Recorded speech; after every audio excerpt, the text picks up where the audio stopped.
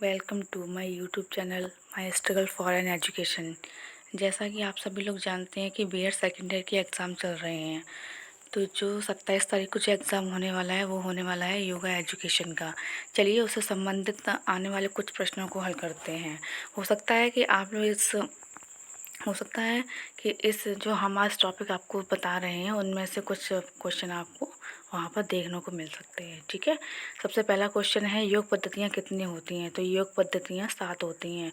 वेद व्यास किसके पुत्र थे? तो भगवान मुनि सचदेव के। भारतीय दर्शन में किस पक्ष की प्रमुखता है? नित्य पक्ष की।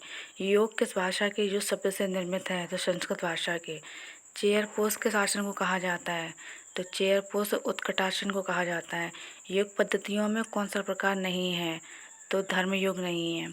समाधि से पूर्व की अवस्था कहलाती है ध्यान। हठ योग के अंग होते हैं 6। राजयोग के अंग होते हैं 8। योग का जन्मदाता देश है भारत। चित्त की वृत्तियाँ कितनी होती हैं? 5। विष्णु पुराण में भक्ति के प्रकार हैं 9। योग समाधि या कथन किसका है? वेद व्यास का।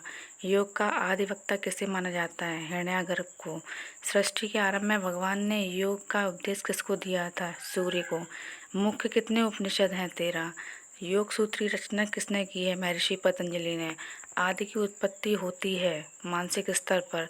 प्रकृति किस प्रकार के गुणों से परिपूर्ण है? व्यक्त अव्यक्त दोनों प्रकार से।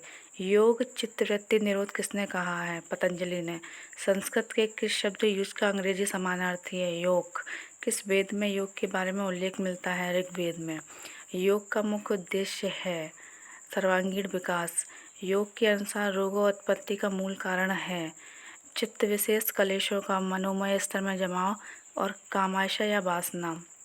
योग दिवस का लोगो किसका प्रतीक है? इंद्रियों को एकाचित करने का। भगवद गीता में यम के कितने अंग हैं? 12। कौन सा अभ्यास रोग का आंतरिक अभ्यास नहीं है? प्राणायाम। क्वेश्चन नंबर 20 है सत्व गुण निम्न में से किसका प्रतीक है?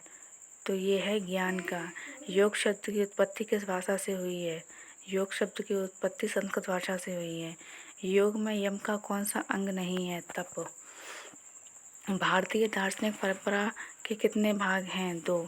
गीता में भक्ति का मार्ग कैसे बताया गया है? ज्ञान को, भक्ति को, कर्म को। मनुष्य जीवन का अंतिम उद्देश्य क्या है? निर्विकल्प समाधि, केवल की प्राप्ति। न्याय का तात्पर्य है उचित वांछनीय सत्य, केवल प्राप्ति। नास्तिक दर्शन कौन कौन से हैं? तो चरवाक दर्शन, जैन दर्शन, बौद्ध दर्शन, ये तीनों नास्तिक दर्शन हैं। मन के अंगों को कितने वर्गों में बांटा गया है? तो 3 वर्गों में। योग दर्शन को प्रतिष्ठित करने का श्रेय किस महर्षि को जाता है? महर्षि पतंजलि को। बौद्ध दर्शन का सार क्या है? तो दुख है, दुख का कारण है, दुख दूर करने का उपाय है। सत्य का अर्थ है प्रकाश। आत्मा की कितनी अवस्थाएं होती हैं? आत्मा की 4 अवस्थाएं होती हैं। योग जीवन व आत्मा का मिलन है, यह परिभाषा किसमें बताई गई है? तो वेदांत में। यम योग साधना का कौन सा सोपान है? प्रथम। ये भक्ति योग में किन बातों पर बल दिया जाता है? तो समर्पण पर, श्रद्धा पर, आस्था पर। उपनिषदों में मोक्ष की कितनी व्याख्या की गई हैं? 2। महर्षि पतंजलि के अनुसार नियमों की संख्या कितनी है? 5। सांख्य में कितने तत्वों का समावेश होता है? 25 का। इंद्रियों पर नियंत्रण क्या कहलाता है? ब्रह्मचर्य। किन बातों के अनुसार धर्म का पालन करना तप कहलाता है? वन, आश्रम, परिस्थिति। तमोगुण में किस प्रकार के गुण होते हैं? स्थेयात्मक और अज्ञानात्मक। रजोगुण किस प्रकार का होता है? तो गत्यात्मक और रागात्मक। यम का अर्थ किस प्रकार के संगम से लगाया जाता है? तो मन के, वचन के, कर्म के। अष्टांग योग का प्रथम अंग कौन सा है? यम। योग के कौन से आधार महत्वपूर्ण माने जाते हैं? सामाजिक, नैतिक, दोनों।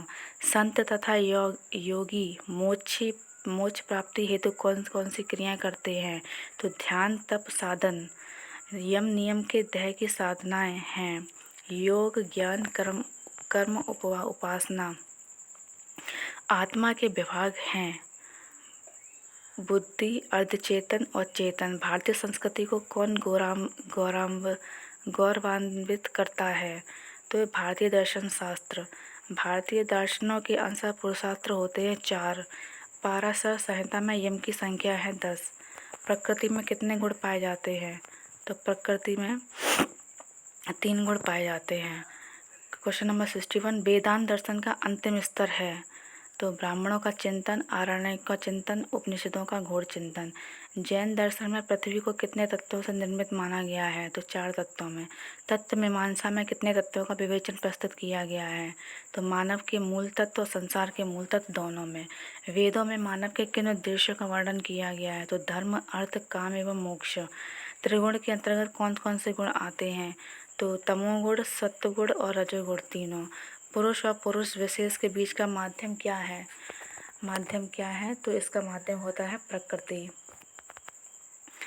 प्रकृति। योग में किन शक्तियों का विकास किया जाता है? तो शारीरिक, मानसिक, गुप्त। यम के अंतर्गत किन सामाजिक नियमों के पालन पर बल दिया गया है? तो सत्य व असत्य, अहिंसा, ब्रह्मचर्य व अपरिग्रह। योग दर्शन में आसन कैसे कहा जाता है? तो स्थिरतापूर्वक बैठने को और सुखपूर्वक बैठने को।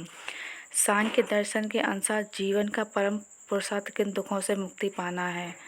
तो आदिदैविक गुण दुख से, आध्यात्मिक दुख से, आदि भौतिक दुख से, इन सभी से। क्वेश्चन नंबर 71, ब्रह्म ज्ञान उपनिषदों या वेदांतों की विषय वस्तु है, यह कथन किसका है? तो शंकराचार्य का। योग वह प्राचीन पथ है जो व्यक्ति को अंधेरे से प्रकाश में लाता है, यह परिभाषा किस विद्वान की है? तो option number A Sarvepalli Radhakrishnan की। गीता में कौन कौन से श्लोक में व्युत्पत्ति क्रम बताया गया है? तो 4, 1, 2, 3। यम के द्वारा योगी के मन में कौन कौन से भाव उत्पन्न होते हैं? तो आंतरिक भाव और शुभ भाव। योग के प्रारंभ करने का जिक्र निम्नलिखित में से किस ग्रंथ में है? तो श्रीमद् भगवत गीता। पाणिनि के अनुसार योग शब्द की उत्पत्ति किस धातु से मानी गई है? तो युजुर योगे, युज समाधो, युज संयम। मन को एकाग्रता के साथ विषय पर लगाना क्या कहलाता है? ध्यान। निम्नलिखित में से कौन से सत्युगुणी व्यक्ति के लक्षण हैं? तो इसमें से है धार्मिक, दानी, कृतज्ञ, धीर, स्थिर, गंभीर, दयालु, परोपकारी, सदाचारी, पवित्रता से युक्त, साहसी एवं कुशल। इन सभी में सत्युगुणी व्यक्ति के लक्षण हैं। भारत में अंतर्राष्ट्रीय योग का उत्सव किस मंत्रालय द्वारा आयोजित किया जाता है? तो आयुष मंत्रालय द्वारा। साहस, धर्म, उत्साह, तत्व ज्ञान, दृढ़ निश्चय किस साधक तत्व के आवश्यक तत्व हैं? तो यह है आध्यात्मिक योग के। यह कथन किसका है? संसार सागर से पार होने की मुक्ति का नाम ही योग है, तो याज्ञवल्क्य ने कहा है। 82 क्वेश्चन नंबर, यह कथन किसका है कि गुरु शुद्ध चरित्र का आध्यात्मिक प्रतीत होता है? तो जेंटिल ने कहा। अपनी आध्यात्मिक शक्तियों को एक जगह इकट्ठा करना, उन्हें संतुलित करना और बढ़ाना, यह परिभाषा किसकी है? तो डॉक्टर राधाकृष्णन की। वेद मूलक विचारधारा, बौद्ध विचारधारा, जैन विचारधारा के अतिरिक्त अन्य कौन सी विचारधाराएं प्रचलित हैं? तो ब्रह्म कुमारी, सिखपंथी, राधा स्वामी, इन तीनों की। पाराशर संहिता में यम की संख्या होती है 10।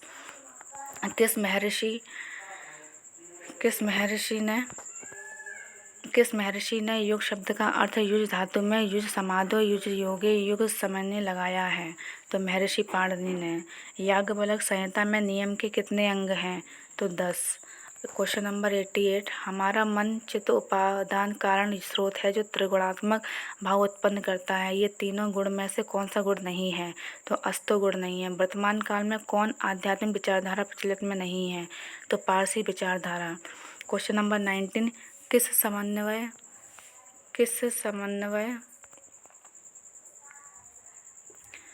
समन्वयवादी दृष्टिकोण में। हे गाइस, अगर आपको हमारा वीडियो अच्छा लग रहा हो और क्वेश्चन आपकी थोड़ी सहायता कर सकती हूँ मैं इसके माध्यम से, तो प्लीज़ लाइक करें, हमारे चैनल को सब्सक्राइब करें, कमेंट करें। अगर आपने इस वीडियो को सपोर्ट दिया तो मैं आगे भी इस चीज़ को कंटिन्यू रखूँगी। Thank you.